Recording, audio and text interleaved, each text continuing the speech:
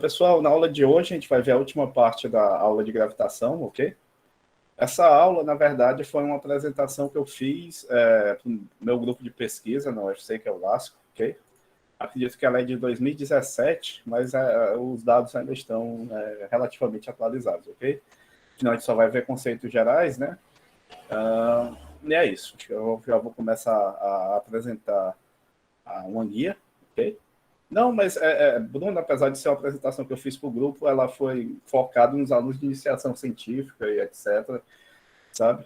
Ela não tem nada de muito avançado, não. Apesar de ser um assunto relativamente novo, né, comparado com os outros assuntos que nós estudamos, ela é bem tranquila de ser acompanhada, ok? Bom, eu vou compartilhar essa guia aqui, porque tem alguns vídeos, né? E o Google, ele tem alguns problemas de... Como é que eu coloco isso aqui em tela cheia? Aí eu vou ter um problema porque eu não vou conseguir. Tá que tem um visualizador de PDF aqui, só um momento. Mais essa. Maxton não.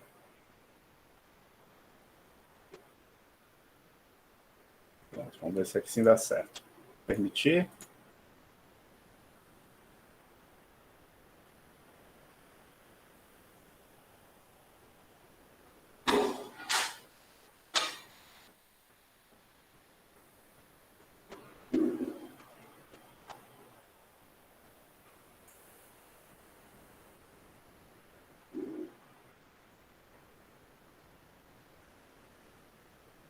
Continuar.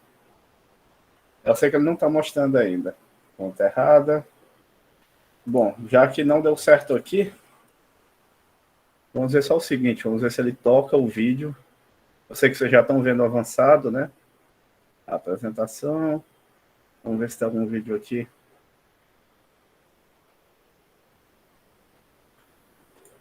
Não vai mostrar, então, o jeito eu fazer do jeito que a gente sempre faz mesmo. Apresentando a tela inteira. Uma guia, uma janela. Bom, uma janela, vamos ver se dá certo. Se eu compartilhar só. A janela. Eu tranquei. Só um momento. Cancelo aqui. Permita essa pessoa de entrar. Build. Gravitação 21.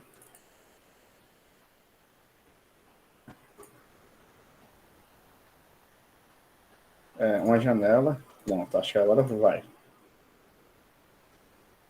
Bom, aí eu posso... Bom que daqui eu posso ver se está funcionando, né? Aparentemente está funcionando e está um pouquinho cinza porque está no segundo plano, ok? Por favor, alguém poderia dizer se vocês estão vendo normal ou se está um pouco acinzentado? É normal, professor, aqui. Normal? Tá, Normal, obrigado. normal. Bom, a aula de hoje, né, como a gente falei, é a última parte de gravitação, ok? Aqui mostra uma coisa que, basicamente, assim, sei lá, olhando por cima não tem nada a ver com gravitação, que é uma pista de corrida olímpica, né? Se vocês forem nesses liceus da vida, que pelo menos em Messejana, onde eu moro, tem uma vila olímpica, ok? E é comum nesses locais ter uma pista de corrida desse tipo, ok? Ela não é uma perfeitamente circular, né? Na verdade, longe disso, ela é um retângulo com bordas arredondadas, praticamente, ok? Mas vamos imaginar uma pista de corrida, onde tem aqui só esse setor semicircular, ok? E aqui tem várias raias que cada corredor fica, né? Em cada uma das raias, aí então eles correm, ok? E quem chegar primeiro na linha de chegada vence. A linha de chegada é alinhada de tal maneira que ela seja a mesma para todos os participantes, né? Só que como essa pista ela tem um espaçamento de raio, então esse caminho aqui ele vai ser mais curto do que esse caminho aqui, por exemplo, ok? Então por isso que cada um dos corredores, né, não partem do mesmo ponto. Cada um vai correr a mesma distância.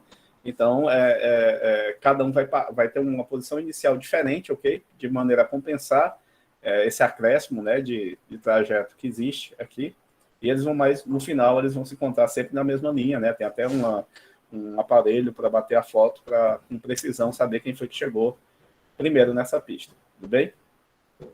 Bom, o que é que isso tem a ver com gravitação? Tem a ver com muita coisa. a gente viu aula passada as 3 leis de Kepler, ok? E a gente até introduziu, de certa maneira, lá na terceira lei de Kepler, né, a lei dos períodos, que o período ao quadrado é proporcional ao eixo maior, né? Se a gente tiver na circunferência, então é só o raio, elevado ao cubo, né? E a gente viu que essa constante de proporcionalidade dependia do G, dependia da massa e dependia do raio que cada planeta orbitava, ok? Bom, então a gente vai ver que existe uma relação entre essas curvas e os planetas no sistema solar. Aqui a gente não vai utilizar a mesma precisão que a gente utilizou na aula passada de órbitas elípticas, aqui a gente vai aproximar as órbitas de órbitas circulares, ok? Então eles vão correr, esses planetas eles vão girar em órbitas circulares, né, orbitando o Sol, ok? E a gente vai ver o que isso tem a ver com a matéria escura. Bom, vocês já devem ter visto um gráfico mais ou menos desse tipo, né? Aqui eu arredondei os valores, mas esses valores são quebrados e eles mudam também, eles são atualizados de tempos em tempos, né? E que vocês já devem ter ouvido que 70% do universo, a massa de 70% do universo é composta de matéria escura, ok? 25% da massa do universo é de matéria escura e só 5% do universo é a matéria bariônica, que é a matéria que nós conhecemos, ok? Bom, e como é que é feito essa aproximação, né? Como é que, assim, eu sei só 5% do universo, mas isso é muito vago, né? Como é que eu posso afirmar que, certo, 25% do universo eu não enxergo, como é que eu faço essas contas? Se eu não enxergo, como é que eu sei que está lá, ok? E é isso que a gente vai ver na aula de hoje, né? Essa parte majoritária, que é a energia escura, a gente não vai ver na aula de hoje, ok? Mas a energia escura, eu já adianto para vocês que também é uma maneira, assim como matéria escura, é uma maneira de fechar as contas, ok? A gente sabe que, por exemplo, as leis de Newton da gravitação universal, né, elas valem para todo o universo. Claro que quando você estiver trabalhando com corpos com massas muito grandes, né, você estiver na vizinhança de corpos de massa muito grandes, você tem que utilizar uma correção dessa lei, que é a lei da gravitação universal, a formulação feita por Einstein, né, que é a relatividade geral, ok? Também, se você estiver com velocidades muito altas, você tem que usar a relatividade especial, né, que, como o nome diz, é um caso especial da relatividade geral, que funciona para objetos se movendo em alta velocidade, ok? Bom, para que essas nossas contas, tudo que no mundo que a gente conhece, esteja certo, a gente vai ver que algumas coisas vão contrariar a nossa intuição, a maneira como nós fazemos as contas, né? Como essa maneira que nós fazemos as contas funciona para tudo que nós conhecemos, isso que é desconhecido, a gente tenta colocar um acréscimo e ver o quanto esse acréscimo é necessário para transformar aquilo que desviou do que nós conhecemos como algo desconhecido. A primeira vez que isso foi feito foi com matéria escura, e foi constatado que ela é 5 vezes mais abundante do que aquilo que a gente conhece, ou seja, existe uma grande quantidade de matéria que nós não conhecemos. E depois que você fez essas contas, e basicamente você, então agora eu entendo basicamente boa parte de como é que funciona o universo. Foi verificado também que o universo está se expandindo, né? Só que quando você vai utilizar a relatividade geral, por exemplo, a métrica de Friedmann, para calcular a expansão do universo, quando você aproxima essa equação de algumas observações conhecidas, ela bate perfeitamente.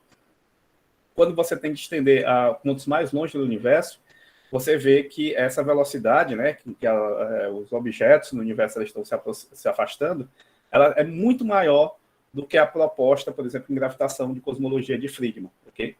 E aí, para isso, você tem que colocar mais matéria, mais energia, e essa energia seria chamada energia escura. Tudo que está o nome aqui escuro é porque a gente não consegue ver, porque aí eu vou explicar para vocês o que é essa notação de ver ou não, enxergar, ok? Bom, para começar a entender, vamos falar sobre a curva de rotação do sistema solar, né, que é algo mais próximo do nosso cotidiano, né? Vou só dar uma passada aqui no slide, ok? Não é nenhuma dúvida, né? Bom, então, aqui, essa curva de rotação do sistema solar é a maneira como que nós entendemos o universo até o final do século XVII, ok? Bom, aqui a gente tem os primeiros planetas do sistema solar, né? Por que eu coloquei só esses planetas até Saturno? Eu não avancei para depois de Saturno. Porque esses 1, 2, 3, 4, 5, 6, na verdade são 5 planetas, porque a Terra não conta, né? Você está na Terra Então, esses outros 5 planetas, Mercúrio, Vênus, Marte, Júpiter e Saturno, você consegue observar da Terra, né? E uma noite clara, né? Sem nuvens, etc. Se você tiver sua visão normal, se você estiver num ambiente que não tenha muita luminosidade e tal, em condições ideais, você consegue enxergar, um olho humano consegue enxergar até Saturno, só utilizando o olho nu, ok? Sem luneta, sem nada. Pronto. E essas pessoas, então pronto, as pessoas antigas, né, lá desde a antiguidade, elas anotavam a posição desses corpos solares, desses corpos celestes, em tabelas, ok? Elas viam assim, ó, dia tal, esse corpo estava em tal posição, dia tal, esse corpo estava em outra posição, e assim por diante. Kepler juntou todas essas anotações, né, e elaborou as leis dele, né, aquelas 3 leis de Kepler, né? A primeira é que todo planeta, né, ele descreve uma órbita elíptica, né, ao redor do Sol, sendo o Sol um dos focos da elipse, ok? E aí a gente viu a segunda, né, que é a parte que esses corpos celestes, eles varrem áreas iguais, intervalos de tempo igual. Então, dA, dt é constante. O que está por trás dessa simetria aí é a conservação do momento angular. E a terceira que a gente viu, né, a lei dos períodos, ok? O que está envolto na lei dos períodos é o equilíbrio de forças de Newton, ok? Bom, esses planetas, como foram anotações e coisas muito importantes, eles também influenciavam no dia a dia dessas pessoas, ok? Então, até hoje, se você pega um jornal ou pega um telejornal, tem revistas, na própria internet, ok? Tem muita gente que ainda acredita em sim, nem que se eu falar que acredita, né? É algo muito mais cultural. Tem muita gente que gosta de pesquisar sobre signos, ok? Os signos, eles têm relações com os planetas, né? Tem relação com várias coisas desse tipo. Antigamente era muito importante também por causa da agricultura, né? Você definir estações do ano, você talvez tentar prever se uma colheita ia ser boa ou não, dependendo da posição dos astros, etc. Ok? Até hoje, você tem muitas referências desses planetas, né, na cultura popular, como aqui é Vingadores e também aqui é o X-Men, né? Essa franquia já acabou, para ver como a apresentação é antiga, né? Essa franquia já acabou. Mas você tem Mercúrio, né? Geralmente denotado com personagens rápidos, ok? Aí você tem desenhos ou séries mais antigas, como Sailor Moon, que tem vários personagens também, que são referência, né? O nome desses planetas, Mercúrio, Vênus, Terra não, Terra até que sim. Marte, Júpiter e Saturno, ok? É que Cybercops também, que é muito mais antigo, acho que ninguém assistiu essa série. Mas é isso, esses planetas, e como a gente teve várias e várias gerações estudando o movimento desses planetas e tentando relacionar esses planetas a nomes de deuses, né, que são deuses gregos, no caso, que os romanos, na verdade, gregos, eu sempre confundo a anotação, mas eu acredito que aqui sejam deuses romanos, ok? Os romanos dominaram os gregos, né, e aproveitaram os deuses dele. Aproveitaram não, sincretizaram, ok? A gente, por ter uma cultura mais cristã, a gente não tem tanta influência, né, desses deuses antigos, ok?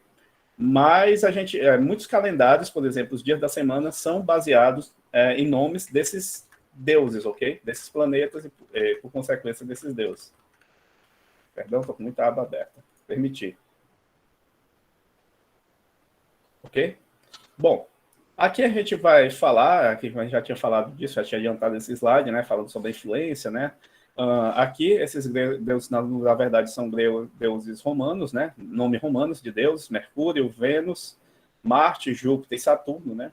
Aqui você tem Vênus, né, a deusa do amor, na cultura romana, ok? Na cultura grega, Vênus é equivalente a Afrodite, né? Você tem Mercúrio aqui, que eu não lembro agora qual deus grego associado a Mercúrio. Hermes. Hermes, obrigado, que é aquela borrachinha, né? Borrachinha Hermes, tem o símbolo dele. Tem Saturno, né? Que no caso é Cronos, na parte grega, né? Tem Júpiter, que é Zeus, ok? Tem Marte, que é Hades, né? O deus da guerra, ok? Bom, agora suponha, como a gente tinha falado lá da rotação, né? Uma pista de corrida, suponha o seguinte: a gente sabe já que Mercúrio é sempre associado a personagens rápidos, ok? A gente sabe também, até pela própria fisionomia aqui dos personagens, né? Imagine uma corrida entre Mercúrio e Saturno. Saturno é o Cronos, né? O próprio deus do tempo, ele tem essa aparência bem velha, ok? Então, se eles fossem correr, vocês apostariam em quem? Provavelmente Mercúrio ia ganhar essa corrida, ok? E, de fato, Mercúrio ele tem uma órbita menor, né? Então ele completa uma volta em torno do Sol bem mais rápido. Então, você aqui da Terra, olhando esse planeta, você vai ver que ele vai se locomover, né? Olhando dia, noite após noite, eu falo dia, mas vocês entendem, né? Noite após noite. Vocês vão ver que esse planeta ele vai se mover bem mais rápido do que, por exemplo, Saturno, ok? Então, tem uma forma de, se nós considerarmos essas órbitas circulares, a gente estimar qual é a velocidade de rotação de cada um desses planetas, ok? O que a gente vai fazer agora a seguir? Bom, lembrando ainda a influência, né? A gente falou como a gente vive na cultura cristã, a gente tem só domingo, né? Que é o dia de Deus, Dominus Dei, lá do latim. Tem sábado, né? Que é o dia sabático, a gente tem influência também do judaísmo, ok? Mas fora isso, o resto é tudo bobagem, né? Assim, segunda-feira, terça-feira, quarta, é numerado de forma, né? Segunda, terça, quarta, quinta, sexta e sábado. Aí começa de novo domingo. Só que se você pegar, por exemplo, a cultura norte-americana, ok? Sunday é domingo, que é o dia do Sol. Monday é o dia da Lua, né? Não é um planeta, né? Mas é um corpo celeste. Thursday, se você for pegar lá de uma parte bem antiga, mais voltada acho que os nórdicos, ok? Você vai ver que Thursday é uma maneira indireta de você chamar Marte, ok? Wednesday é Odin, né? Aí, no caso, seria o Mercúrio. Thursday é Júpiter. Friday é Vênus, ok? E Saturday é o dia de Saturno, por isso Saturno, ok? Você pegar... Eu acho que no espanhol também, professor. No espanhol também. Eu acho que aqui não coloquei, né? Coloquei dias da Solis, acho que é alemão, mas você tem Viernes, Mércoles, e espanhol você também tem associação com os planetas, com os dias da semana, ok? Aqui só no português que ficou mais solto assim, né? Mas esses planetas eles são tão importantes que eles nomeiam os dias das semanas, definem estações, etc. Okay? Há uma correlação que as pessoas faziam entre esses planetas e as estações do ano e os dias da semana. Bom, outra coisa importante da gente falar aqui, para a gente poder correlacionar essa rotação, que eu já dei mais ou menos a ideia para vocês de como rotacionam esses planetas, e a massa do sistema solar, se você estiver fora do sistema solar, a única coisa que você vai ver é aquilo que emite luz, no caso é o Sol, né? Os outros planetas eles não têm luz própria. Eles iriam refletir a luz que o Sol propaga para eles, ok? Se você for estimar a massa do Sol é cerca de 99,85% de todo o sistema solar. Então, basta, se você estiver fora do sistema solar, você olhar para o sistema solar, você vê aquela luz, tem uma luz ali. Eu posso desprezar a massa de todos os outros corpos que não emitem luz e considerar só a massa do Sol, que ela sozinha já corresponde basicamente a 99,9% da massa de todo o sistema solar. Ou seja, comparado com os outros planetas, os outros não só planetas, com tudo que existe no sistema solar, o Sol ganha de lavada. Ele tem uma massa muito grande, ok? Isso vai ser importante, porque quando a gente observar outras galáxias, para que a gente possa estimar a massa dessa galáxia, basta que a gente olhe só os corpos muito luminosos. Claro que podem ter outros corpos que sejam opacos, só que mesmo esses corpos opacos, se eles forem muito massivos, eu tenho como saber se existe ou não alguma coisa ali, ok? Olhando a luz de fundo.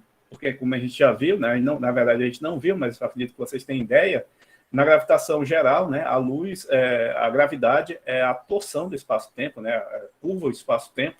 Então, se você tem um corpo muito massivo e você tem uma luz de fundo e a luz vai passar por esse corpo massivo até chegar a mim, essa luz ela vai sofrer deflexão, né? Eu vou ter um ângulo, ela vai curvar a luz, então essa luz vai chegar de uma maneira diferente até onde eu estou, ok? Então, é assim que você pode enxergar um corpo opaco, se você estiver olhando para uma galáxia, né? Aí você olhou para a galáxia, eu considerei tudo que ela emite de luz para mim, eu sei que eu posso considerar uma massa total, for só aquilo ali, ok? Eu posso até fazer uma aproximação e dizer, aquilo ali corresponde a 90% do que eu enxergo, vou colocar aqui mais uma margem de 10%, que é o que eu não enxergo. Ok? Essa margem aí já vai ser muito exagerada, porque, por exemplo, no caso do sistema solar, essa margem não chega nem a 1%. Ok? Só que, como eu já tinha falado, se você também enxerga, está olhando direto para o espaço, enxerga uma luz, e aí você tem anotações da frequência dessa luz, da intensidade, etc. E você vai verificando essa intensidade vários dias, né? checando, olhando para o espaço, anotando, e você verifica alguma diferença nessa intensidade luminosa, você pode entender que algum corpo massivo passou próximo a essa luz, ok? E desviou essa luz. Okay? Então, aí é uma outra maneira de você tentar identificar o que é que existe no universo, né? Porque o universo você só consegue enxergar aquilo que chega até você. Então, aqui a gente está falando de luz, né, no Sol, mas existem outros tipos de radiação, como raio-x, raios gama e etc. Okay? Então, se você aponta para o céu e está recebendo raio-x, então alguém está emitindo raio-x. Então, você vai atrás daquela fonte para saber o que é que tem naquele lugar do universo, ok?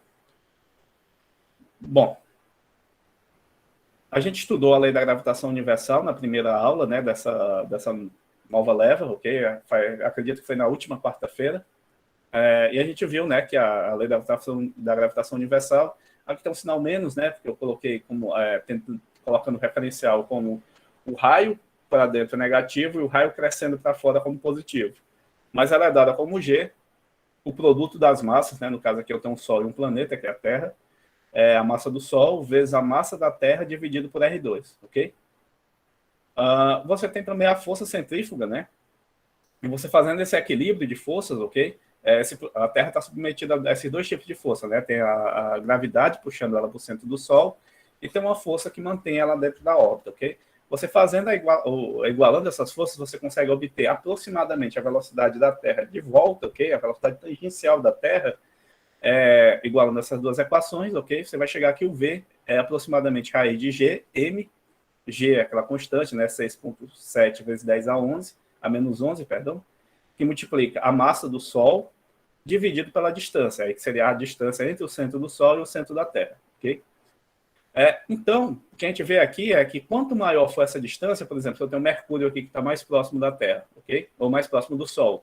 Como ele tem uma distância menor entre o Sol e o centro dele, como essas constantes aqui de cima são iguais, né? O G não vai mudar e a massa é a massa do Sol sempre, quando eu fizer essa igualdade, né? Eu vou cortar a massa do planeta que eu estiver trabalhando nos dois membros, ok? Então, a velocidade ela vai depender só com raiz de 1 sobre R, ok? Então, quanto mais próximo ele estiver do Sol, maior vai ser a velocidade, ok? E quanto mais distante ele estiver do Sol, menor vai ser essa velocidade. Isso explica porque Mercúrio é mais rápido do que Saturno, por exemplo, ok? Aqui eu tenho só uma representação. Vocês podem dizer se está travando um pouquinho? Mas não, aqui tá um pouquinho lento, mas acho que é o ritmo normal do vídeo. Pois é, aqui tem uma Terra, né? Tem um Mercúrio, tem um Vênus e tem um Marte, todos rotacionando. Aí ele dá um zoom e coloca Vesta, né? Que são os corpos solares. Aí tem Palas e Ceres, tudo planeta não. Aí tem Júpiter aqui, ó. Você vê que Júpiter ele vai se deslocar muito mais devagar do que os planetas que estão aqui. Se eu fosse mostrar Saturno, não sei se esse vídeo vai mostrar Saturno, ele é quase imóvel, ó. Veja. Então, quanto maior a distância que eu tenho do centro do Sistema Solar, menor vai ser a velocidade. Que eu tenho dois outros planetas, que é Urano e Netuno, e escala, isso aqui praticamente é inexistente, ok? A velocidade deles é muito baixa. Então, aqui a gente falou de todos os planetas que podem ser vistos. Pode falar. Seria possível, por exemplo, em um evento astronômico, sei lá, só em hipótese mesmo, algo bater em algum planeta com uma força suficiente ou uma massa suficiente para aumentar a velocidade dele, aumentar a velocidade dele, ainda mantendo ele em órbita, e ele ficar mais rápido do que um planeta que está mais ao centro? Pode, mas isso não deve ser estável, ok? Pode ser que ele ganhe momentaneamente uma aceleração, né? Aí depende desse choque, né? Esse choque, dependendo dele, ele pode sair da órbita, porque a gente sabe o seguinte, essa órbita é uma órbita estável. Se ele não, se ele levar esse choque, pode ser que ele saia dessa órbita, ele vai ter que descrever uma outra órbita ou maior, ou então, vai ter que descrever uma outra órbita diferente da órbita que ele manteve, ok? E aí você realmente teria que fazer uma conservação de energia, conservação do momento, e teria que ver qual a nova órbita desse planeta, porque existe até choque de galáxias que a gente vai chegar a mostrar aqui, ok? Entendi, obrigado. Bom, aí a gente falou até agora só dos planetas até Saturno, onde você consegue ver com o olho nu, ok? Lá no século XVIII, eu pulei, né? Eu acho que eu falei só até 16, mas lá era até 17, ok? No século XVIII, esse cientista aqui, que ele nasceu na Alemanha, ok?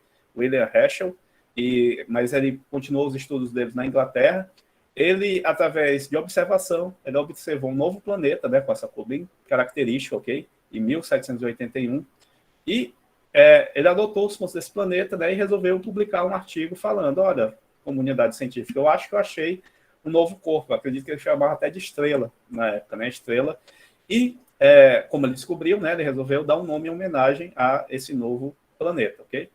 O pai desse cientista, né, na Alemanha, ele teve um problema durante a juventude dele, né? Ele serviu o exército alemão e ele teve alguns problemas de saúde, né? E aí ele deixou o exército. Só que como não foi bem justificada a saída dele, ele foi tratado como desertor, né? E desertor, a pena seria a morte, ok? E aí tinha um rei, né, chamado Jorge II, ele foi muito complacente, né?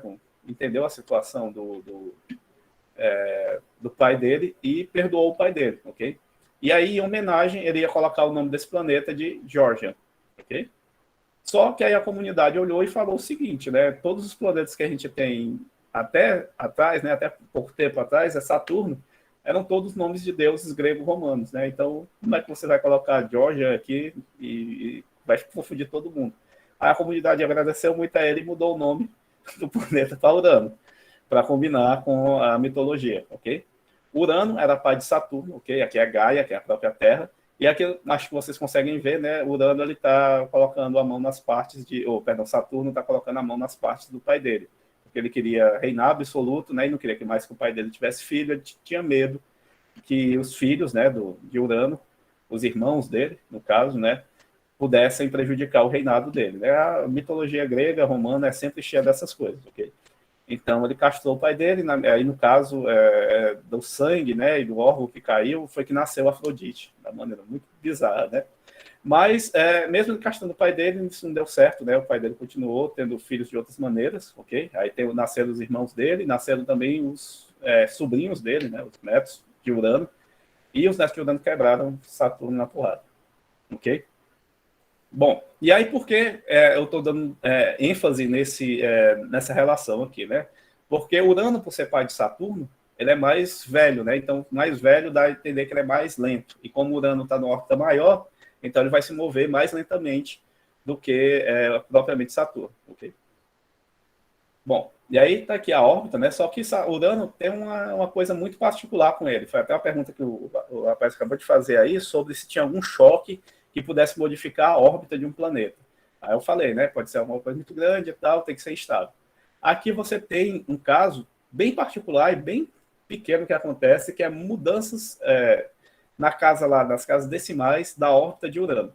Você lá vai pegar as leis de Kepler, né, e vai aplicar a Urano para ver se bate. Aí você vê que bate para a maioria do intervalo, só que tem um pequeno intervalo onde você tem um pequeno desvio dessa órbita. E aí você conclui o quê, né? O que é que deve ter nessa órbita que está alterando a órbita de Urano? Aí todo mundo pensou logo, deve ter um outro planeta. Só que a gente não tem ainda material suficiente, não tem uma luneta interessante o suficiente para observar esse planeta. Então a gente fala, o que é que faz? A gente vai esperar? Pode ser. Só que outras pessoas preferiram não esperar. O que foi que eles fizeram? Através só desse desvio, né, nessas casas decimais que havia na imperfeição da órbita de Urano, o pessoal tentou deduzir qual era a órbita desse outro planeta, para quando existisse um aparelho melhor, né, uma luneta melhor ainda, de alcance maior, eles já pudessem saber qual é o ponto específico que eles tinham que olhar para ver a órbita desse outro planeta, né? Lembre-se aqui que quanto maior a distância, menor a velocidade do planeta. Então, o planeta vai demorar mais tempo para dar uma volta completa no Sol. Eu acho que já Urano, ele demora quase 100 anos para dar uma volta completa no Sol. Então, o que esses cientistas fizeram, né, eles poderiam, por exemplo, se a órbita desse outro planeta aí fosse 120 anos, eles não iam estar vivos para ver a descoberta dos planetas que eles tentaram inferir, né?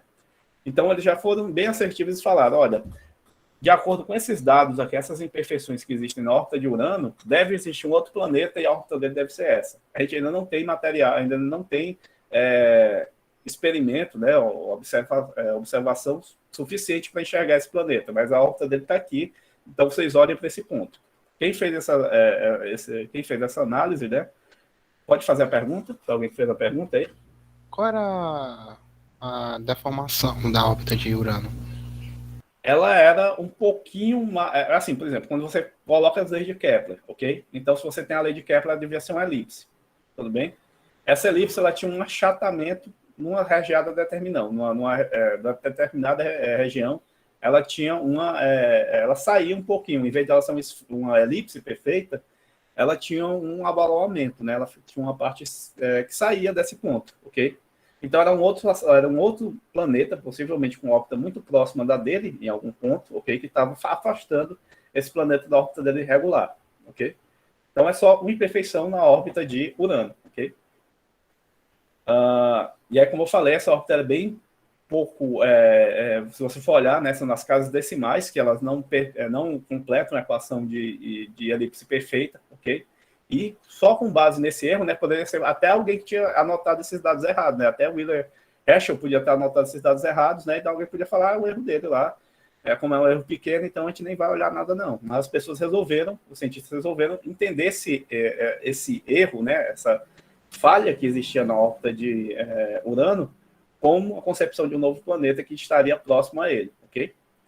E aí, como você já tinha esse outro planeta, né, através das leis da gravitação universal, você podia estimar a órbita desse outro planeta e, assim, já apontar a sua luneta, né, quando ela fosse bem melhor, para onde esse planeta possivelmente existia, né? Então, aqui a gente tem a data, né, 1781, ok? Lá em 1846, foi descoberto esse outro planeta, só que foi descoberto 3 anos antes, né? Esse John Couch Adams, aqui da Inglaterra, né? E esse Urbain Laver, da França, ok? Eles conseguiram anotar, fazer pelos cálculos, né? Tentar observar essa órbita, e supuseram que existia um planeta lá naquela região desconhecida até então. Sem a luneta nem nada, né? Eles falaram, olha, deve haver um planeta para explicar essa alteração na órbita de Urano. E assim foi descoberto 3 anos depois, né? Netuno. E aí Netuno nem é tão velho quanto, nem é mais velho do que Urano, mas como já tinha acabado, né, os deuses e tal, a pessoa resolveu colocar Netuno mesmo, que tem uma cor parecida com a cor dos oceanos, né, e é o deus dos mares, então colocou o nome desse novo planeta de Netuno. E assim segue por diante. Depois de Netuno viria um planeta não, né, que é Plutão. Plutão só foi descoberto em 1930, né, vai fazer 100 anos só que Plutão foi descoberto, ok? Mas aí ele foi rebaixado lá em 2003, não é mais planeta, né? Desde 2003 ele não é mais planeta. Não sei qual a idade de vocês, né? Eu sou bem mais velho, mas quando eu estudava no colégio, Plutão era planeta ainda, ok? Alguma dúvida? Anderson já também... começaram errado, né, não, professor? Que como? Gaia já é mais velha? Gaia já é mais velha, se você pegar, que é a Terra, né? Aí, pegar do centro. Anderson, tu levantou a mão, tem mais alguma pergunta?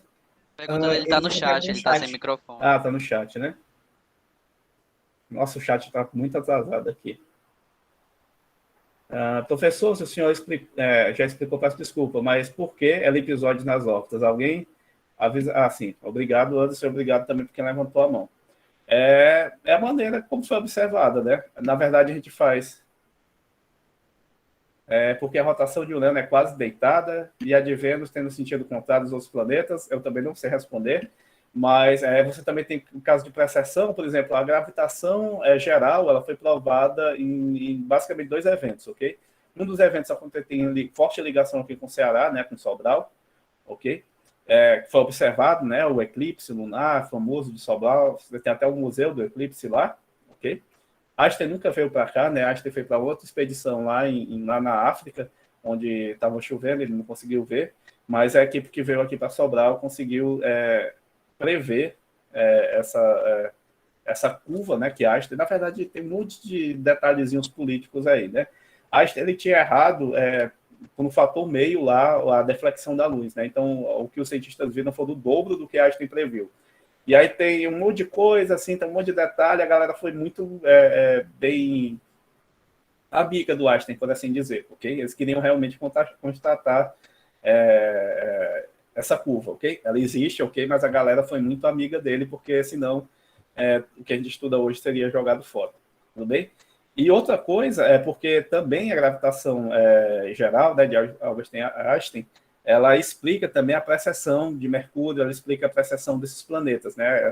Esse giro que ele faz, essa inclinação que a Terra também tem, ok? A gravitação geral também faz essa aproximação, ela também corrige essas órbitas, né? No caso, Anderson Clayton, eu não sei te explicar porque a órbita não é perfeitamente circular, e sim uma elipse, só foi constatado, ok? Mas eu acredito também que isso deve ter a ver até pela fato da forma da Terra, né? A Terra, ela não é perfeitamente uma esfera, né? Ela não é um elipsoide de revolução, porque ela é achatada dos polos. Então, talvez toda essa relação tenha a ver com alguma interação em um eixo só, ok? Bom, aí vamos continuar então a apresentação. Todo mundo entendeu até aqui, né? É claro que a maioria dos planetas e foram nominados até aqui tem, de certa forma, alguma coisa a ver com a mitologia greco-romana, ok? No caso, Netuno fura isso daí, né? Como o próprio... Só vou pegar o nome aqui, porque eu estou esquecendo o nome das pessoas, mas o próprio Gaia também fura isso daí, né? Porque Gaia seria mais antiga. Mas eles tentaram, pelo menos na maioria deles, até onde você enxerga, a olho nu, nomear todo mundo em uma ordem cronológica bacana, ok? Beleza? Então, com isso a gente deixa o nosso sistema solar, ok? A gente viu que essa velocidade é aproximadamente raiz de Gm dividido por R, então quanto mais afastado, menor a velocidade, quanto mais próximo, maior a velocidade, né? E aqui várias pessoas que ajudaram, né, cientistas que ajudaram, Ptolomeu lá no primeiro século, né? Galileu, Kepler, Newton, e mais recentemente os observadores, né, Herschel, e esses dois últimos cientistas, né, Adams e Lavaire. Ok? Bom, né, Professor, pode falar. a ordem dos planetas, como eles são atraídos pelo Sol, não deveria ser os maiores na frente, porque têm mais massa? Ou Não, não tem nada a ver? Tanto que se você fizer a lei do equilíbrio entre os planetas, né, você vai ver que a massa desaparece, né? Você vai ter... O ruim é que eu não tô... Se eu riscar na tela, vocês podem dizer se vocês veem ou não, mas acredito que vocês não vão ver se eu fizer a anotação. Ó. Eu sempre faço nas outras aulas, mas se eu fizer aqui, eu acredito que como ele está compartilhando só uma janela, vocês não vão ver. Vocês conseguem enxergar alguma coisa? Não. Eu risquei? Não, né? Mas se vocês fizerem a igualdade que eu fiz alguns slides anteriores aqui, ó, ajeitar. Ó, se vocês se igualarem essa equação aqui com essa equação de baixo, ó, a equação azul com a equação verde, ok? Vocês vão ver que a massa do planeta, né, ela vai se cancelar. Então, a velocidade dela não vai ter influência com a massa do planeta. O sistema solar, a maneira como ela é distribuída, tem uma ordem mais ou menos bonitinha, né? De Mercúrio, Vênus, Marte e Terra, você tem uma ordem crescente de massa.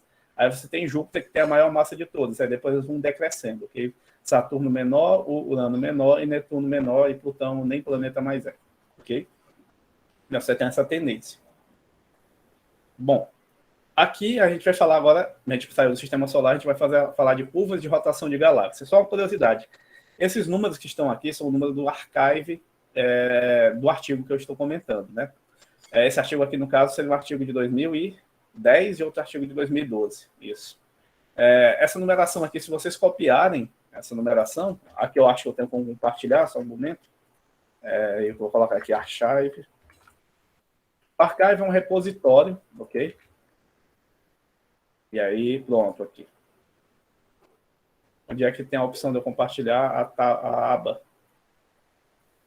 Não tem, porque eu estou compartilhando a janela, né? Então, eu teria que parar a apresentação, mas eu vou enviar o link aí para vocês. Bom, aqui, tudo bem? A ordem dos planetas tem mais a ver com a composição de cada um, rochoso, beleza, e gasoso no fundo, ok? E também isso tem a ver com a massa deles, né? Tem alguns planetas que são tão massivos que eles não podem ser rochosos. Aqui tem o archive, né? Que seria esse número que eu mostrei para vocês, ó, 10, 06, 24, 83, ok? Se vocês clicarem nesse link, vocês vão ver o paper que eu passei para vocês, né? O que é um paper? O paper é um artigo científico, né? Seria mais ou menos, a grosso modo, assim, para vocês entenderem. Então, o trabalho de conclusão de curso que vocês fazem, esse seria meio que um trabalho de conclusão de curso, mas seria um trabalho de conclusão de pesquisa. Você tem uma ideia, né? Você vai elaborando, escrevendo sobre essa ideia. Quando você finaliza essa ideia, você escreve um artigo, submete esse artigo a uma revista. Essa revista vai enviar esse artigo para, geralmente, 2 revisores ou mais, ok? Que são especialistas na área. Eles vão olhar seu artigo, vão criticar seu artigo, e vão elogiar e criticar, etc. E aí você vai fazer modificações de tal maneira que seu artigo fique melhor, né? Claro que se você mandar um artigo que fala algo absurdo, né? A galera vai falar, esse artigo está errado, por causa disso, isso e isso. Mas aí, eles vão revisar seu artigo, ok? Você vai melhorar, e aí você envia uma versão melhorada e seu artigo fica publicado, outras pessoas podem também trabalhar em cima daquela ideia que você teve, ok? E para isso, você tem esse repositório, né, que um deles é o Archive. O Archive, no caso, não existe essa revisão, ok? Você manda lá o seu rascunho. Por que é bom você ter um site que você coloque seu rascunho lá? Pelo seguinte motivo, às vezes você tem uma ideia e tem um outro grupo, né, cientista é concorrência, ok? Você briga para ganhar bolsas de estudo, briga de diversas maneiras, ok? Então pode ser que alguém venha, pegue sua ideia e publique e ganhe os méritos que você fez. Então é interessante ter um site de rascunho para que você suba lá e dizer, ó, eu que primeiro tive essa ideia e está aqui, não está publicado, né, mas está aqui no Archive, ok? Então é interessante para você manter, primeiro, o pioneirismo, né, da ideia, e segundo também, algumas revistas são pagas, ok? Então, você não paga para publicar, mas quem quer ver seu artigo tem que pagar. E aqui é uma maneira de você, de certa forma, burlar isso, né? A pessoa fica livre para qualquer pesquisador olhar seu artigo, ele não vai estar na versão final, muitas pessoas não colocam a versão atualizada, ok? Mas aí fica livre para todo mundo olhar, ok? Então, basicamente, é assim para o Archive, né? Então, eu coloquei esses dois, aqui é como se fosse uma referência, né? Ao invés de eu colocar 1 ou 2, eu coloquei o número do Archive, vocês vão lá no site, só modificar esse número também no link que eu mandei para vocês, vocês vão ter também um outro artigo, que foi os dois que eu me baseei para escrever essa apresentação, ok? É importante dizer também, professor, para as pessoas nunca procurarem artigos no Sci-Hub, tá, gente? Isso é pirata. Beleza.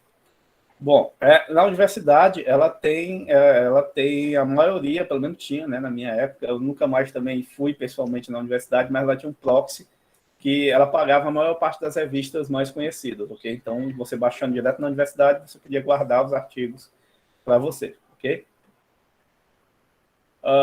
Bom, aqui a gente vai continuar, né? Tinha falado do Sistema Solar, e agora a gente deu um zoom out, né? A gente saiu do Sistema Solar e está vendo a galáxia, né? No caso, a Via Láctea aí, ok? A Via Láctea, ela tem algumas partes, né? Essa parte mais luminosa, central, onde ela gira, ok? É o chamado bojo central, como dá para ver aqui embaixo, ok? Aí você tem uma parte mais fininha, né, onde tem menos matéria, onde é chamado disco galáctico, ok? E fora desse disco galáctico, você tem o halo galáctico, ok? Que é a região que tem pouquíssima matéria, né? Aqui a matéria está diretamente associada à luz, ok? Quanto mais luz existe, mais matéria existe. Então, se você tem uma região que está escura, é porque aquela região ali não tem nenhum corpo massivo suficiente para emitir luz, ok? Então, o halo... esse halo, né, o halo galáctico, ele permanece até você chegar em outra galáxia, ok? Se você olhar bem assim, né, lembra muito Saturno, né, a forma de Saturno ali, mas você vê que grande parte da galáxia está concentrada no bojo central, ok? Aí que está nosso sistema solar, está aí dentro, vários outros sistemas estão aí dentro, ok? Quanto mais luminoso, maior a massa, ok? Bom, e aqui a gente vai fazer uma aproximação. A gente vai calcular a velocidade de rotação dentro da galáxia e fora da galáxia. Se a gente fez para o sistema solar, a gente tinha só um Sol no centro e os planetas orbitando, aqui a gente vai calcular, agora aí é diferente, né? A gente tem uma massa bem distribuída, ok? E a gente vai ver como é que a gente calcula a velocidade de rotação em um ponto qualquer dentro da galáxia, ok? Bom, para fazer isso, a gente vai supor que a galáxia, o bojo da galáxia é uma esfera, ok? É uma esfera, a área da esfera é igual a 4πr2, ok? Como tem escrito aqui, o volume da esfera é 4/3 de πr ao cubo, e a densidade da esfera a gente vai supor que é homogênea, ok? Por mais que não seja, a gente vai supor que é. Então, a gente vai pegar a massa total da galáxia e dividir pelo volume total da galáxia. Para você calcular a velocidade no interior da galáxia, é a mesma coisa que você vai fazer para calcular a gravidade no interior da Terra. Você vai utilizar a lei de Gauss, e aqui sim a gente vai falar da lei de Gauss. O que Gauss basicamente deduziu é que para você computar, se você tem um círculo menor, por exemplo, você vai pegar uma porção menor da galáxia aqui dentro, ok? Vai pegar só essa esfera interna, ok? O que vai importar para essa esfera interna é só o que tem dentro dela. A parte de fora, elas vão se anular. As forças vão todas se anular ponto a ponto.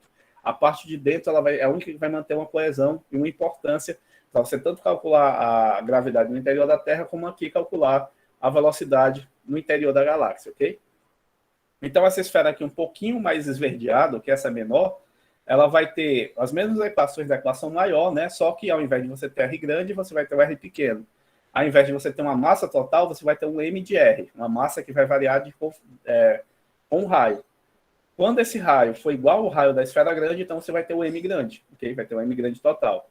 Quando esse raio for maior do que o M total, ou esse raio for maior do que o raio total, você vai continuar tendo só M grande, né? Por exemplo, se você pegar essa esfera e aumentá-la de tal maneira que ela passe dessa esfera, da esfera do próprio bojo, né? Essa esfera imaginária que eu estou tomando, o que vai ter dentro vai ser só a massa limite dela, é a massa da galáxia toda, ok? Vocês estão entendendo, né? Estou pegando uma esfera que ela vai desde o raio externo e estou fazendo ela até ir ao centro, ok? Pequenininho. Então, eu posso calcular a massa interna dessa esfera gaussiana aqui através da densidade, né? Como a densidade é constante, então se eu tenho uma massa total dividido pelo volume total, vai ser igual ao volume interno, vai ser igual a massa interna dividida pelo volume interno. Professor, pode falar. No caso, se eu aumento o raio, a massa não varia, mas você acabou de dizer que a densidade também é constante. Então, se eu aumentar o raio, não varia massa nem densidade? Às vezes eu falo muito rápido, mas eu não falei que se eu aumentar o raio, a massa não varia. Eu falei o seguinte, tudo bem que eu posso ter falado isso para R maior do que R0, porque R0 é o raio da galáxia. Se esse raio ele for menor do que R0, o que é que vai acontecer? Eu vou ter menos massa. Concorda comigo? Sim. Então a massa está variando com o raio. Agora, se esse raio for maior do que R0, E como o senhor falou, se é a massa da galáxia, ela realmente não vai aumentar. Não vai aumentar. Vou ter só imagine isso aí como esfera imaginária, ok? É uma esfera imaginária que eu estou tomando só assim. Aqui dentro ela vai ter a massa que eu tenho dentro dessa esfera imaginária vai ser só essa massa menor.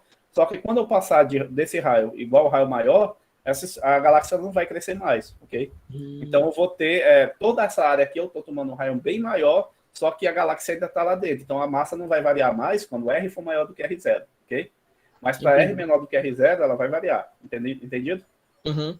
Pois bem. Aí quando você faz essa relação, você tem aqui essas dois M de R, né? M de R para R menor do que R0 vai ser igual a M0, que tem esse produto R ao cubo, R pequeno ao cubo dividido por R grande ao cubo. E quando R for maior do que R0, você vai ter só a massa da própria galáxia, ok?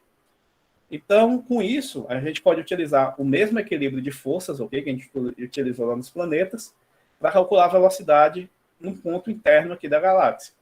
Então, beleza, você utiliza a lei de Gauss, não é nem tão interessante não, vocês vão ver essa lei bem direitinho no eletromagnetismo, né? Mas a lei de Gauss, ela diz o seguinte, o fluxo do campo escalar o elemento de área orientado vai ser igual a uma constante que multiplica a massa interna daquela distribuição, dessa superfície gaussiana que você escolheu.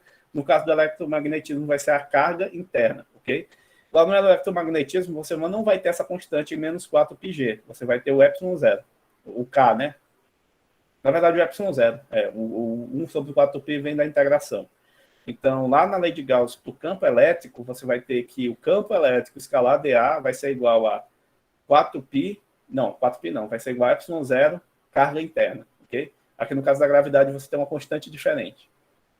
Bom, fazendo essas contas, você chega aqui a força da gravidade para R maior do que R0, não para R qualquer, vai ser igual a o G, que multiplica a massa do planeta, no caso do planeta não, né?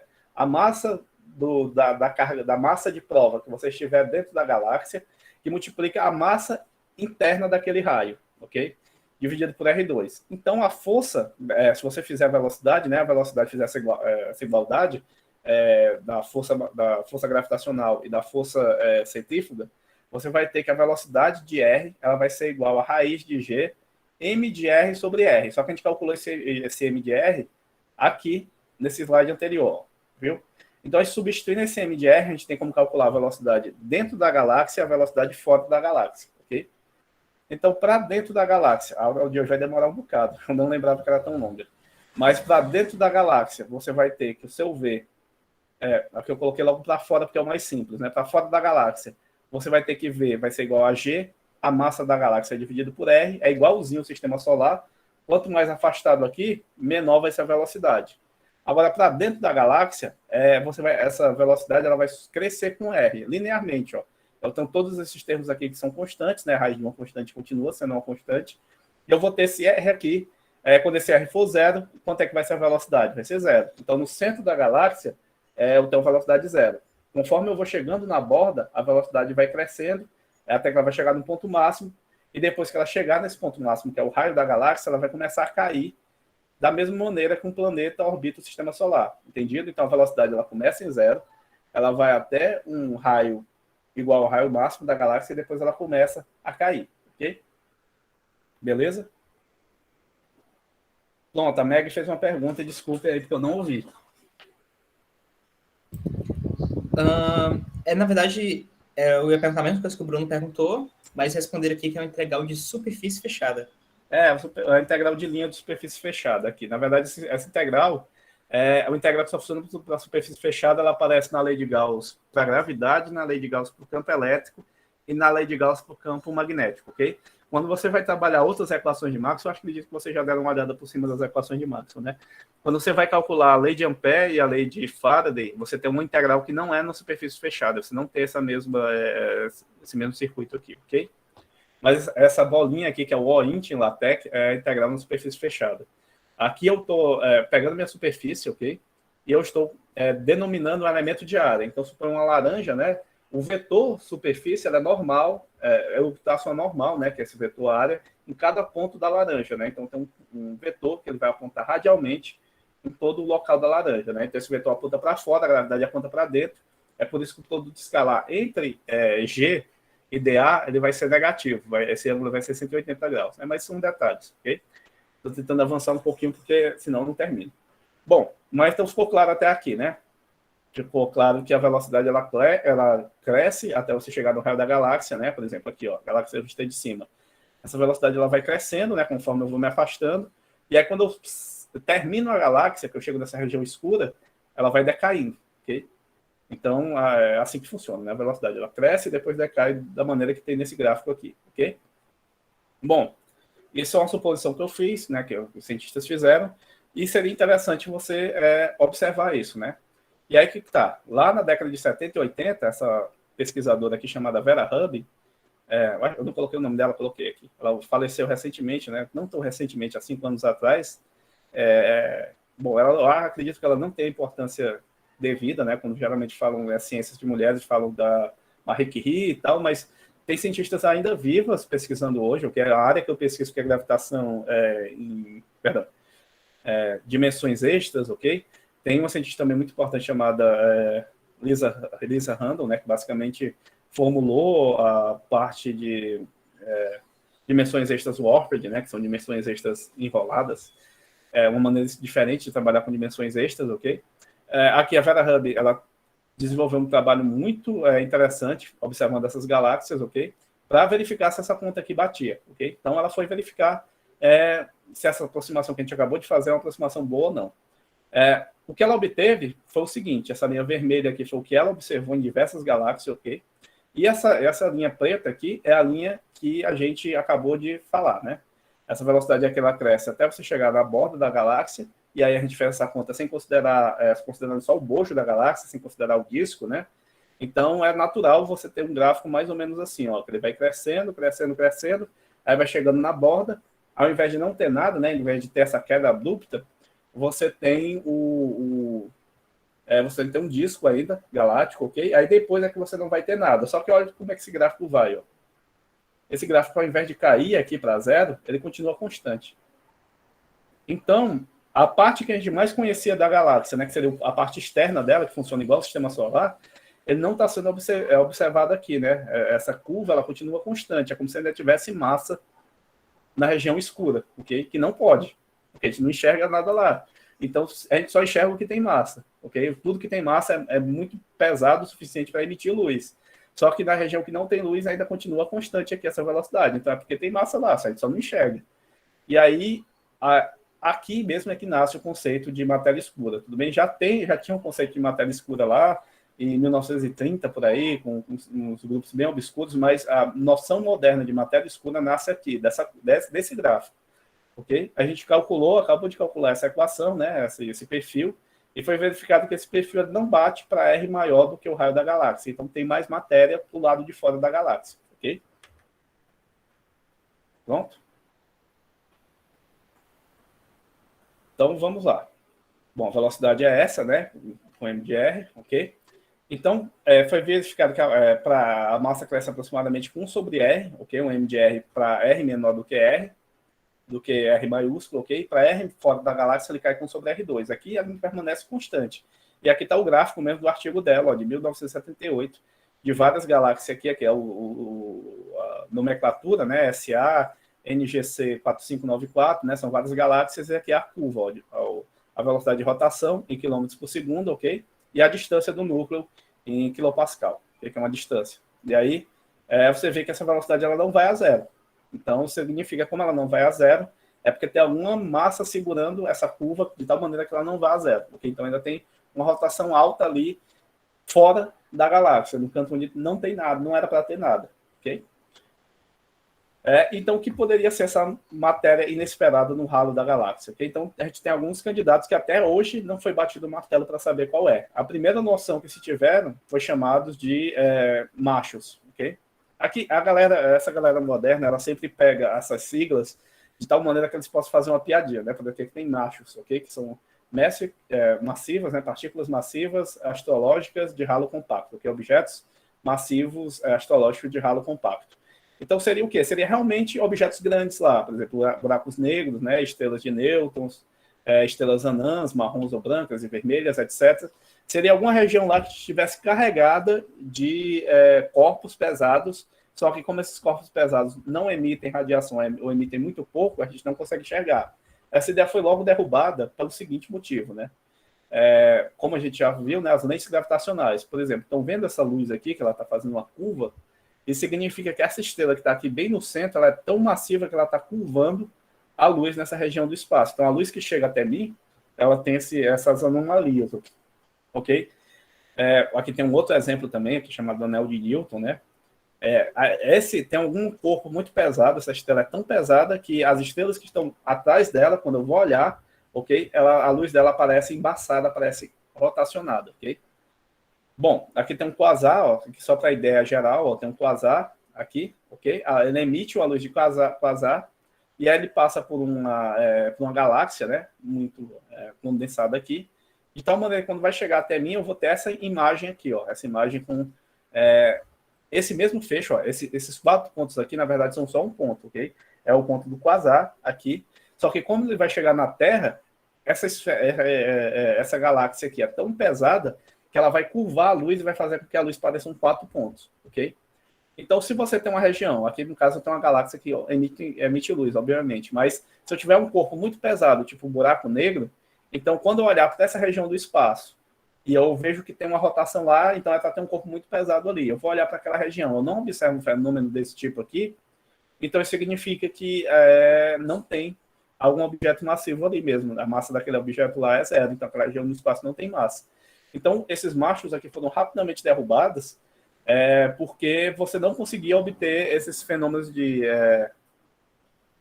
lentes gravitacionais nessas regiões onde a velocidade devia cair a zero e não cai.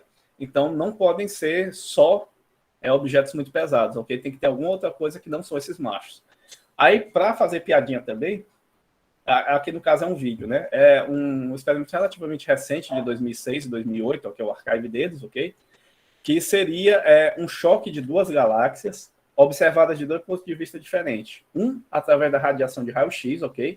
E outro através de lentes gravitacionais. Você observa a emissão, né? Então, a emissão eletromagnética, né, de ondas. Então, para que haja emissão eletromagnética, você tem que ter partículas carregadas sendo geradas, ok? E aí, no caso aqui, você tem raio-x, né? E essa parte vermelha que é o raio-x e a parte azul é você observando esse mesmo fenômeno por lentes gravitacionais. Então, aqui você vai ter o choque de 2 galáxias batendo uma na outra. Eu acho que eu tenho um vídeo aqui no próximo slide, tem. Reproduzir. Esse slide está disponível, talvez se ficar travando, vocês possam ver esse vídeo depois no próprio slide, ok? Então, tá aqui, ó, tem esse fenômeno, né, esse choque sendo visto por... Vai mais devagar, mano. Por aí. Reprodução. Só um instante, tem que comparar aqui. Tem que colocar a velocidade de reprodução lento. Vamos ver se ele toca agora. Google. Reproduzir. Ó, que é ótico, né? E aí eu vou ter dois fenômenos aqui, né? Esse choque dessas galáxias. Eu vou olhar por duas maneiras, né? Uma direta, né, através de radiação X, que é emitida desse choque, e a outra através de lentes gravitacionais, né? Eu vejo a luz por trás desses corpos e vejo como é que esse choque aconteceu, ok? E aí foi misturado essas duas informações nesse choque aqui chamado de Bullet, ok? Dessa galáxia Bullet. Bom, aí aqui vai começar a simulação, né?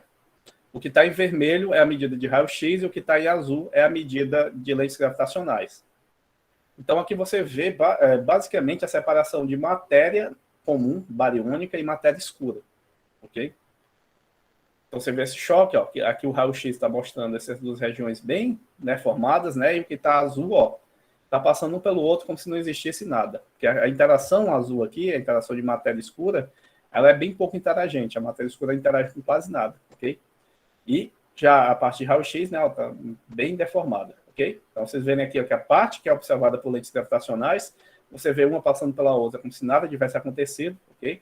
E a parte medida por raio-x, você vê um choque, né, totalmente inelástico, aqui, todos os pedaços todos separados, ok? Aí eu acho que ele dá uma rotação ainda, para dar um efeito bonito, e etc., o que mostra que essas duas regiões passaram uma pela outra sem interagir. Essa é uma característica da matéria escura.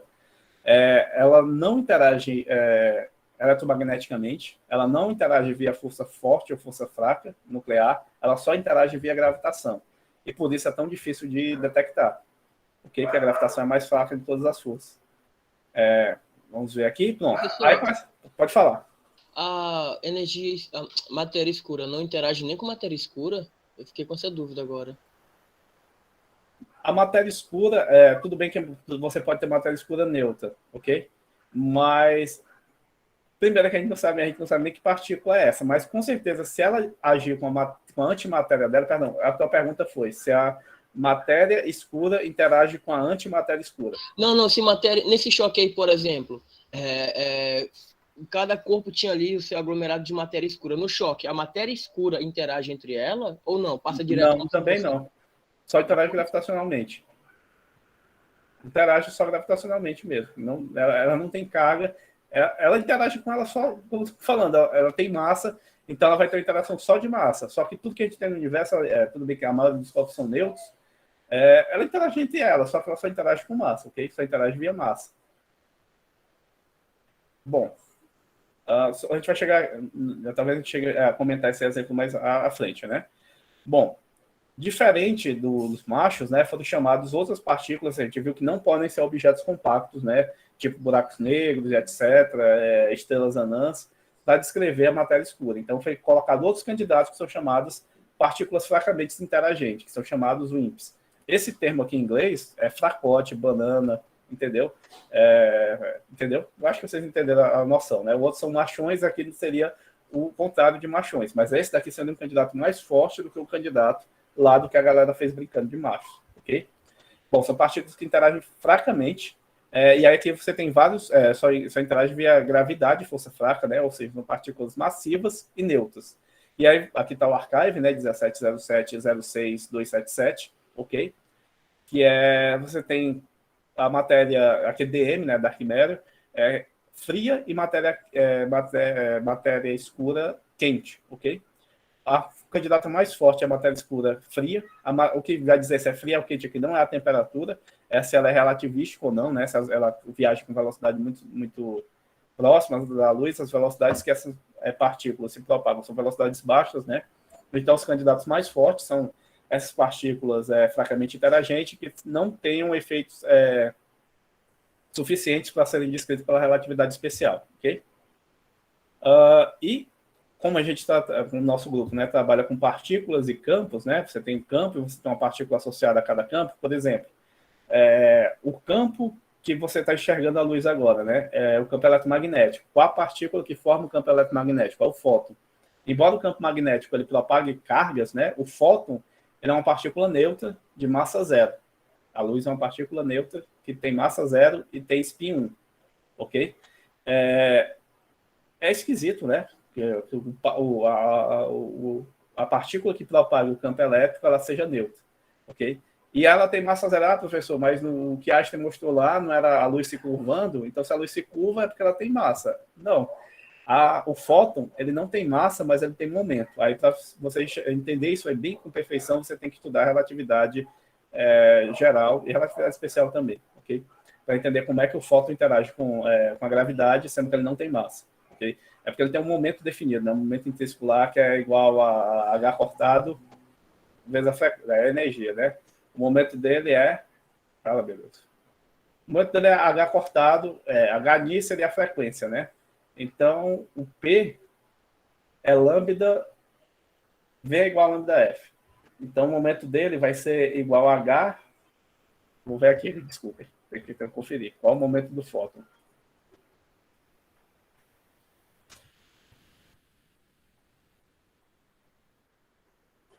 O momento do fóton, equação. Aqui só está falando. É H cortado sobre lambda. Okay. O momento do fóton é definido como H... Não, sem ser o H cortado. Só constante de Planck dividido por lambda. Né? H cortado é H sobre 2π. Bom, eu me perdi agora. Bom, e aí, o que nosso grupo estudou em alguns artigos, né? Na verdade, eu só publiquei 3 artigos sobre esse assunto de matéria escura, de um campo que é bem candidato a esse tipo de matéria escura, né? Que seria o ELCO, ok? E aí você tem alguns campos que podem descrever essas UIMPs, ok? Aí aqui eu só coloquei a capa, né, de alguns, tipo, pode ser um campo escalar, né, um campo dilatômico, o dilaton, dark dilaton, dilaton e dark matter, aqui, ó. Você pode ter o campo de gauge, né, que é o campo vetorial, ok? É candidato também a matéria escura, por mais contraditório que isso pareça, né, porque a luz é um campo de spins, não, que é um campo escalar. Só que aqui eu coloquei o campo esqueça, essa legenda aqui está errada, que é o campo vetorial, ok? Ah, não, aqui é o dilaton, ok? Aqui é a localização do campo vetorial no dilaton, então esse campo aqui é escalar mesmo. Pode ser o campo fermiônico, né, que é o campo de matéria, por exemplo, o elétron, tudo é descrito através de matéria, né, que são campos de spin meio, esses campos de spin meio têm carga, ok? Eles podem ter carga ou não, né? Os férmions, por exemplo, os férmions de spin meio carregados, eles são descritos pela equação de Dirac, ok? Vocês vão estudar isso, acredito que no comecinho do curso de quântica, vocês vão estudar campos fermiônicos, ok? São descritos pela equação de Dirac.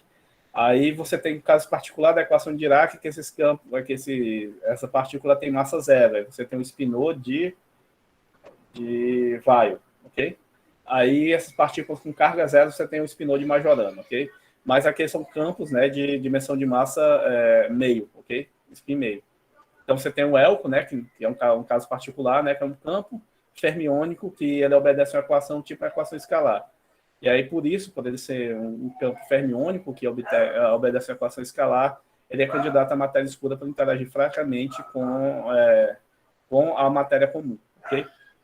Mas eles são auto-interagentes, ok? Matéria escura que interage com a matéria. Eu já ouvi o termo férmio, professor, mas o que é exatamente o férmio? O férmio, como eu falei para vocês, a primeira partícula que é apresentada para vocês, de certa forma, é o fóton. Vocês já ouviram falar do fóton, raio gama? Sim. Um fóton de luz, pronto.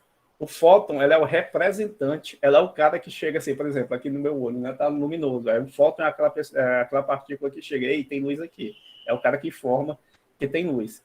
O fóton, ele carrega a informação do campo eletromagnético, ok? O férmio, ele carrega a informação da matéria. Então, por exemplo, o elétron é um férmio.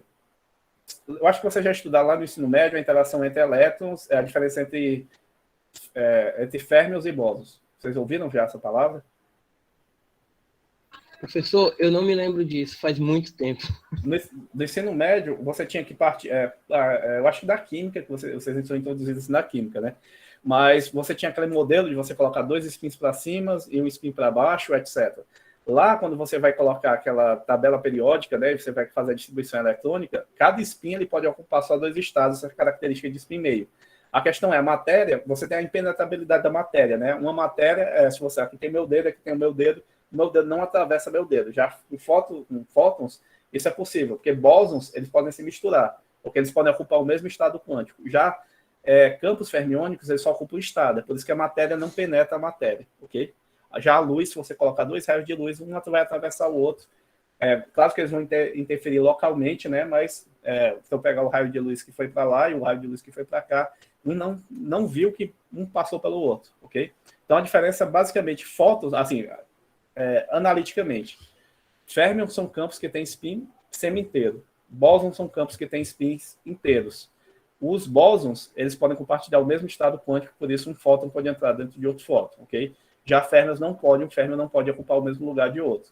O campo fermiônico é o campo de matéria. Tudo que você conhece de átomos e tal são descritos por férmions, ok? Eu sei que eu acho que eu tentei te explicar, eu acho que eu acabei aumentando o nível, acabei complicando. Mas eu entendi mais ou menos, deu para entender. Pronto, férmions são matéria, férmion é matéria. Férmion é aquilo que não penetra outra coisa. Por exemplo, férmion, se você tem dois estados aqui, eles não podem compartilhar o mesmo estado quântico, por isso que um não penetra o outro. Fóton, por exemplo, é a luz, como eu tinha falado. A gente só conhece basicamente, acho que até o ensino médio, só essas duas partículas. Porque depois você vai ter um outro bóson, que é o bóson de Higgs, por exemplo. Conhece o bóson de Higgs? Sim. Pronto, o bóson de Higgs é um campo escalar. Ele é uma partícula de spin zero, ok? E aí ele tem uma massa diferente de zero, tanto que teve todo aquele fenômeno em 2015 para descobrir a massa do Higgs, ok? E aí conforme você vai aumentando o spin, você vai tendo outros campos, outras partículas. Aí o spin, eu falei do spin zero, que é o bóson, ok? É o bóson de Higgs. Aí você tem um outro bóson, que é o fóton. Aí o fóton eu já expliquei. Você tem também um bóson acima, que seria o bóson de spin 3, que é o gravitino, gravitino não, o graviton, que seria a partícula que forma a gravidade para os outros, ok? Essa partícula ela ainda é teórica, ok? Porque a gravidade ela não foi tratada de maneira quântica com perfeição, mas é possível que exista uma partícula chamada graviton, ok? Que ela é que leva a informação do campo gravitacional. Quando você tem matéria, aí você tem um férmion. O férmion de spin mais baixo é o férmion de Dirac, aqui, de spin meio. Você tem um férmion também semi-inteiro de spin 3 meios. Aí o férmion de spin 3 meios é o gravitino, que é descrito pela equação de Harita-Schwinger. Mas aqui eu acho que eu estou só complicando e não estou explicando nada, mas basicamente você tem os spins e para cada spin você vai ter uma família de partículas, ok? Entendi. Bem, entendi mais ou menos. Mas a ideia geral é essa, ok? Assim, vamos aproveitar essa revisão aqui das curvas, o que foi que a gente viu na aula de hoje de importante. A gente viu o seguinte, a gente começou calculando a velocidade do sistema solar, e a gente viu que a velocidade, quanto mais longe o planeta se encontra do Sol, mais lento ele é. A gente viu que essa velocidade ela cai até próximo de zero, né? Quanto mais afastado o planeta está. Plutão demora muito tempo para dar uma volta toda no Sol. Ele não é planeta, beleza, mas Plutão demora muito para dar uma volta em torno do Sol. Já Mercúrio dá uma volta rapidinho, né? Em 3 meses ele dá uma volta no Sol, ok? Aí, passando desse princípio aí da curva de rotação no nosso sistema solar, a gente tentou entender a curva de rotação na galáxia, né? Que é um objeto bem... o sistema solar é feito de várias partículas, planetas discretos, ok? Eu tenho um planeta aqui, depois eu não tenho nada, depois eu tenho outro planeta aqui, depois eu não tenho nada, e a gente passou para a galáxia. A galáxia é várias coisas, tudo misturado, né? Um bojo, uma esfera de luz aqui, que é aquele bojo galáctico, ok? Com matéria rotacionando. E a gente viu que quando a gente tem um bojo de luz desse tipo, a velocidade no centro desse bojo é zero, a gente viu pela lei de Gauss, né? E conforme a gente vai se afastando e chegando na borda desse bojo, a velocidade ela tem um valor máximo, ok? Aí depois desse valor máximo ela volta a cair igual a zero. Isso é o que todo mundo esperava, só que a gente viu lá na década de 70 e 80 que quando você vai tentar ver essa rotação para fora da galáxia, ela se mantém constante mesmo quando não tem matéria. Então, e deve existir algum tipo de matéria que está fazendo com que essa velocidade ela não caia para zero, ok? E é com base nessa intuição, né, nessa quantidade de matéria que mantém essa curva de rotação constante, que você conclui que a quantidade de matéria que você não enxerga, eu falo enxerga, você não enxerga por raio-x, não enxerga por raio gama, não enxerga por nenhum tipo de radiação que chega até você, ela é 5 vezes maior do que a matéria que a gente conhece, observando de forma luminosa, entendeu? Então, aquela relação de 1 para 5, né? 5% da matéria é a matéria que você conhece, 25% é matéria escura, vem dessa relação, ok? Vem dessa anomalia que você tem da curva da rotação da galáxia, ela não ia a zero. E aí foi visto que essa curva, foram colocados vários candidatos, né? Para tentar explicar essa matéria escura. Até hoje você não tem uma explicação do que sejam essas partículas que geram. A gente já está falando de partículas, porque a gente viu que aqui quando a gente coloca esses objetos de ralo compacto, né, que seriam buracos negros, etc., você não tem como ter uma quantidade tão grande desses objetos aqui sem produzir efeitos de de leis gravitacionais, ok? Então, esse primeiro candidato aqui foi descartado, ficaram só os segundos candidatos, né, que seriam partículas leves e pouco interagentes, ok? E aí, como elas são pouco interagentes, ela não emite radiação, é muito difícil de vocês conseguirem acessar esse tipo de matéria, né? Mas eles estariam permeando toda essa região aqui. Na verdade, nem toda essa região. Vocês viram naquela figura daquele choque? Na verdade, tem matéria escura, inclusive aqui, onde a gente está, ok? Essa matéria, ela tem que ser feita de tal maneira que ela não altera a gravidade como a gente calcula na Terra, porque as coisas que a gente calcula na Terra todas batem, ok? Só que quando elas chegam numa determinada região do espaço, elas são tão numerosas e tão condensadas naquela região que elas mantêm essa curva de rotação como constante.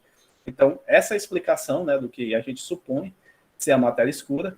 A gente já viu, né, que esses experimentos foram feitos por vários cientistas, de várias maneiras diferentes. Então, realmente existe alguma coisa desconhecida na região externa da galáxia, né? E até hoje se fazem várias várias pesquisas tentando encontrar candidatos a essas matérias escuras, né? Eu tentei falar de várias partículas aqui, eu acredito que não foi tão proveitoso, mas neutrinos é um dos fortes candidatos a esse tipo de partícula, né? Neutrinos, acho que vocês já ouviram falar de neutrinos. Existem neutrinos solares, né? Neutrinos de outras origens, né? Existem neutrinos terrestres também. Então, existe uma família aí de partículas que cientistas fazem tentando encontrar, né? De tal maneira que eles possam ser candidatos a ser essa matéria desconhecida, ok? Então, foi essa aula de hoje, ela foi um pouquinho diferente, ok? Limpa a própria órbita é um critério que não... Existem vários asteroides com massas superiores a Plutão, ou seja, se Plutão fosse planeta, teríamos que considerar todos os asteroides como planeta. Assim que classificado, por exemplo, a Lua. Na verdade, a Lua é mais pesada do que Ceres, aquele planeta lá que a gente tinha discutido, que ele fica entre Marte e Júpiter, ok? A Lua é mais pesada que ele, então ela poderia ser classificada como um planeta, não, mas ela não é, porque você primeiro tem que seguir todas as leis de Kepler, né? Tanto que a gente viu que tem satélites que servem à lei de Kepler, ok? Aí que tá, Gustavo. O Sol não está no centro do bojo. O que a gente enxergou aqui, ó, eu não sei exatamente onde fica o Sol, o nosso sistema solar, no meio dessa figura toda, ok? Eu acredito que ele fica dentro do bojo. O bojo são feitos de vários sistemas solares, não só o Sol. O que você tem no centro do bojo é o centro da galáxia, ok? Isso aí seria o centro da Via Láctea. Inclusive tem...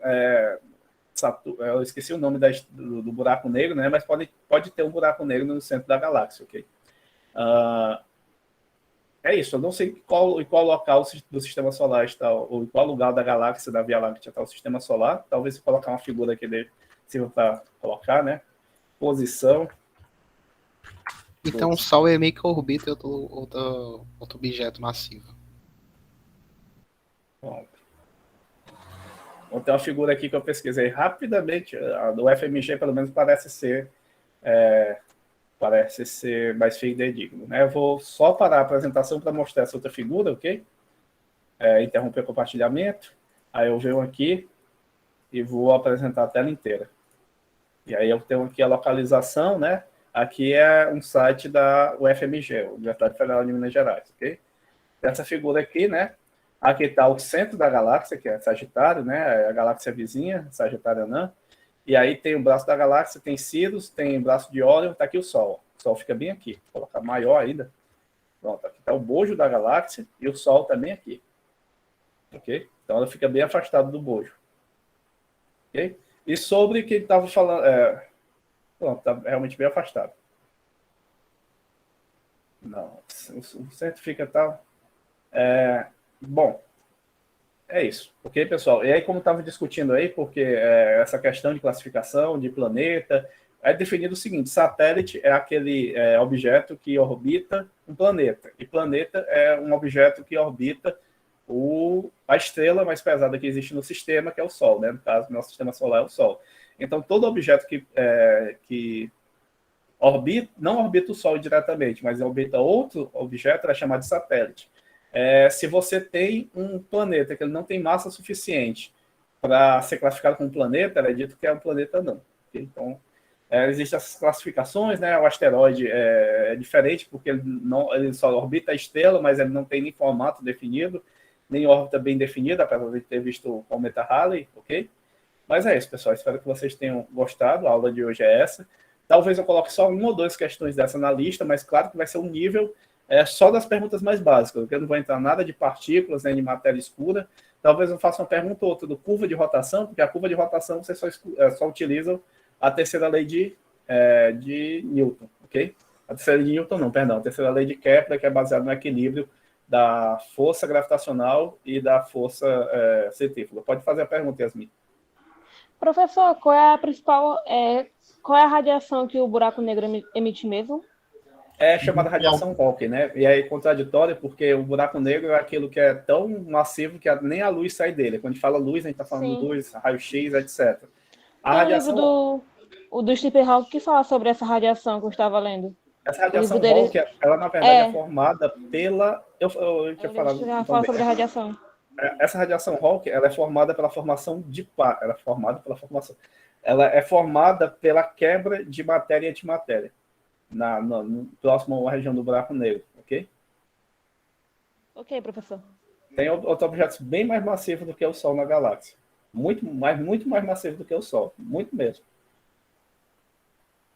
O Sol é bem pequenininho comparado com assim, a maioria das coisas da galáxia, ok? Pode fazer a pergunta, Gustavo. E o Bojo é formado por quê? Agora fiquei essa dúvida. É formado por várias estrelas muito mais pesadas do que o Sol. E as estrelas estão bem mais próximas uma da outra. Então, boa parte da massa da galáxia está no Bojo. Okay? Aqui a gente fez que é aproximadamente constante, né? Mas a maior parte da massa da galáxia está dentro no interior dele, assim como na Terra também, né? A maior parte da massa da Terra, assim, se você fosse comparar a Terra com uma maçã, né? Ou com um objeto, ela seria um objeto que o centro dela ela seria muito duro. Aí depois, muito duro que a gente fala porque é muito massivo, né? Mas é formado de líquido, ok? Aí depois você teria o plasma, aí depois você teria a superfície da Terra que, comparada às outras, é muito mole, com uma densidade muito pequena. Pode fazer a pergunta, Geraldo. Professor, toda a Via Láctea, ela é conhecida pelo homem? Ela é o quê? Conhecida pelo homem. Toda a Via Láctea é conhecida. Você acredita que boa parte das estrelas na Via Láctea são identificadas, ok? Sim. Claro que alguém pode descobrir alguma outra coisa, mas boa parte dela é identificada já. Okay? Tem o projeto Gaia, professor. Acho que é Gaia que está mapeando a galáxia. Tem, inclusive você pode se candidatar, né, para colocar seu computador também para servir como processos, né, porque isso aí você precisa, os dados são obtidos, aí você precisa de vários computadores para processar esses dados. Aí algumas pessoas podem compartilhar o seu computador para, enquanto tiver no tempo ocioso, esse projeto utilizar o processamento dele para ajudar, né, na depuração dos dados, ok? Isso como o Bruno falou ali. Pois é, você pode achar, né? Assim, ela tem muito ponto identificado, tem muito ponto não identificado, mas completamente identificado, então teve que ser tudo, né? Então, não, né? Mas boa parte da Via Láctea já foi catalogado, ok? Vai ter duas questões desse assunto, mas esse assunto vai ser só perguntas que tem um nível, como eu falei, só de velocidade. Por exemplo, vocês viram aqui como é que calcula a velocidade de rotação? Não viram? Então, pronto, só questões que envolvem a velocidade de rotação, né? Professor, quando é que vai ser a prova do senhor? Bom, boa pergunta, né? A gente já tinha falado aqui, né, mais ou menos, como é que era o andamento, mas dia 10 eu não vou, já vi que não vai dar para passar a lista no dia 10, né? Eu vou passar a lista talvez na quinta, dia 11, e aí tem um feriado, né? Dia 12 a gente não vai ter aula, dia 10 eu vou fazer uma revisão, né, do assunto, principalmente de momento de inércia, ok? Que eu vi que vocês boiaram um pouco. E aí, dia 17, a gente faz a prova. Seria a próxima semana, na quarta-feira. E aí, o assunto seria rolamento, rotação, né? E momento de inércia, ok? Mas não se preocupem que é só vocês fazerem a lista boa. Vocês fazendo uma boa lista, né? Vocês vão ter uma semana para fazer essa lista, ok? Vai ter um feriado também, que eu acho que vai ajudar um pouco. E aí, vocês fazendo uma boa lista, vocês vão fazer uma boa prova, ok? Aí, dia 19, a gente corrige. Não, pera, dia 19 é a prova, né? Dia 17 eu recebo a lista e faço a correção da lista. Dia 19 a gente faz a prova, desculpe. E aí, dia 22 a gente faz a correção da prova, ok? E dia 24, 25, 29, primeiro e dia 3, a gente entra no segundo assunto, que é o último assunto tratado aqui, obrigatório, né, que é oscilações, tudo bem? Então, com isso, nesse curso aqui, a gente viu colisões, gravitação, que a gente termina hoje, não, colisões, rotação, rolamento, momento de inércia, conservação do momento angular, equilíbrio, ok? Foi a segunda parte. A gente vê a terceira parte, que foi gravitação, que a prova só vai vir lá na segunda semana de dezembro, ok? E o último assunto, que é oscilações, que a gente só vai ver na terceira semana de dezembro, ok? A aula, eu pretendo dar aula até o dia 3, ok? Aí aqui seria uma lista, seria revisão, prova e correção da prova, aí depois revisão, prova e revisão e correção da prova. Aí acabaria no dia 17 todo esse primeiro sistema remoto, ok? A gente ainda tem mais 2 provas para fazer, é isso? 3. 3? A gente tem essa prova. A gente tem essa prova do dia. Eu acho que é melhor para vocês. Aí tem a prova do dia 19, ok? Aí a gente vai ter a prova do dia 10 e a prova do dia 17. A gente só fez uma prova até agora. 19 desse mês? Não, é 19 desse mês, foi o que eu acabei de falar. Professor, a segunda prova dia 19 desse mês e a terceira quando? Dia 10 e a quarta dia 17. Do dia Tudo 10 nesse mês, né? Hã? Tudo nesse mês? Não, esse mês ele acaba... perdão. A gente está no dia 8, não está no dia 8? Isso. Aí dia 19 tem uma prova. Isso. Aí a gente vai ver o conteúdo de oscilações. A gente vai entrar em dezembro. Aí 10 de dezembro a gente vai fazer a nossa terceira prova. Ah, tá certo. Bom. 17 de dezembro a gente vai fazer a nossa última prova. Beleza? E aí a gente volta em janeiro, apesar de a maioria dos professores acreditam que não vão voltar, mas a gente volta lá em janeiro com hidrostática, hidrodinâmica e termodinâmica. Ok? Mas claro que essas matérias vocês vão ver de novo em outra disciplina, né? Eu estou avançando o conteúdo, eu dei todo o conteúdo obrigatório até dezembro, eu vou dar, ok? Então é isso, pessoal. Até a próxima aula, ok? Boa noite. Qualquer dúvida, vocês podem me mandar um e-mail ou escrever pelo